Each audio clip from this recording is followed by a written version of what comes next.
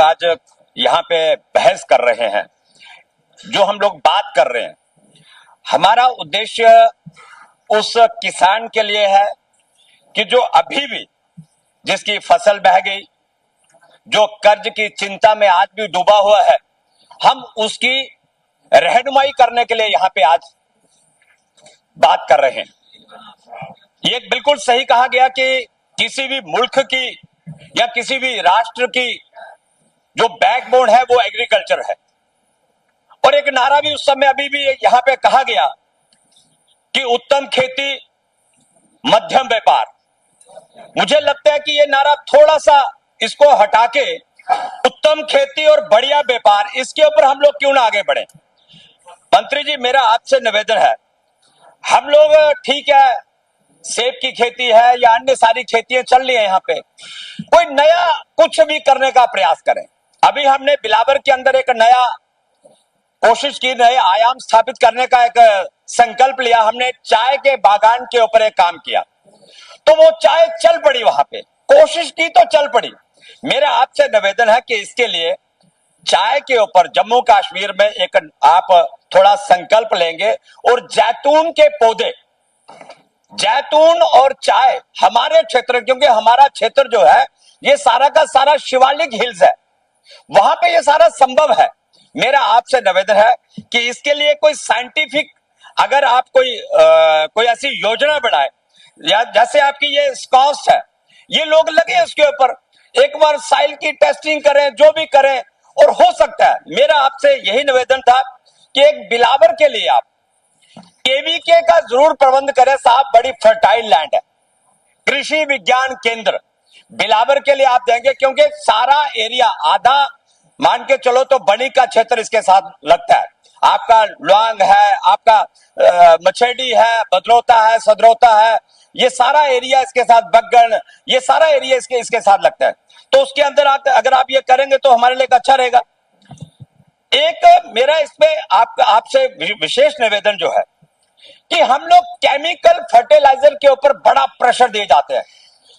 जो भी आता है हम अपनी जमीन को साहब, मैं कह सकता हूं कि आग की भांति जला रहे हैं। जो भी आता है पेप्सिसाइड, जो भी आता है पेप्सिसाइड।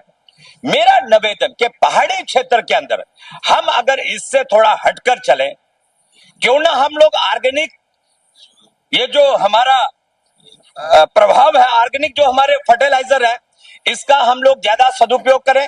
तो उसके लिए हमको सरकारी दृष्टि से थोड़ी पहल करनी पड़ेगी। मेरा ये आपसे निवेदन। तीसरा, अभी जैसे एनिमल हस्बेंड्री की बात आती है, हमारे दूर दराज के क्षेत्र है साहब, आज की दौर में भी 20-20, 22-22, 24-24 किलोमीटर पैदल चलकर जाना पड़ता है। वेटनरी फैसिलिटी नहीं है वहां पे। मेरे खासकर पहाड़ी क्षेत्र जैसे ध्योता हो गया, चौ हो गया, मढ़ून हो गया, धनुप्रोल, बग्गन, इन सारे एरियाज में कोई भी वेटनरी सेंटर्स नहीं है। वहां पे इन सब का प्रबंध करेंगे। अभी भी बात है इस पे, तो मेरा इसके लिए रहेगा। फिशरी डिपार्टमेंट है आपका, फिशरी के ऊपर साहब, अब मुझे नहीं पता कि क्या वहां पे कौन से अधिकारी कहां पे क्या योजनाएं बढ़ाए। मेरे एरिया में भी उज्ज दरिया चलता है, भीनी दरिया है, लेकिन उसके ऊपर मुझे कोई काम दिखता हुआ नजर नहीं आ रहा। मेरा एक और इसमें कहना है, आपके ही डिपार्टमेंट ने कुछ वर्षों पहले वहां पे उज्ज मांडली के नीचे एक बहुत बड़ा फिशरी पॉइंट बनाया था, लेकिन वो किन कारणों के कारण बह गया। बनाने से पहले क्यों योजना नहीं बनी कि साहब यहाँ पे फ्लड का पूरा स्कोप है, पानी बहाकर ले जाएगा। करोड़ों रुपए वहां पे वेस्ट हुए, करोड़ों रुपए, किसी ने कोई इंक्वायरी नहीं की। यहां पता है अधिकारियों को, कोई इंक्वायरी होगी नहीं, पनिशमेंट मिलेगी नहीं, और हम आराम से बचकर चले जाएंगे। जो पैसा उल्टा सीधा किया होगा वो बह जाएगा, तो हम क्लीन एकदम साफ के साथ। मेरा आपसे निवेदन है कि उस पानी का, उस रेस्ट हाउस, वो सारा का सारा उस पानी के बहाव में बह गया, उसकी एक इंक्वायरी इनिशिएट करने की आवश्यकता है। बाकी यहां तक मेरा इसमें एक निवेदन था कि हम सब लोग सारे, ये तो पूरे हाउस का इशू मैं उठा रहा हूं यहां पे, कि इसमें प्रोविजन जरूर रखिए साहब। कुछ वर्क ऐसे सब स्टैंडर्ड के वर्क हो रहे हैं हमारे एरियाज में, हम देख रहे हैं, विलो जाता है 80%, 60%, 40%।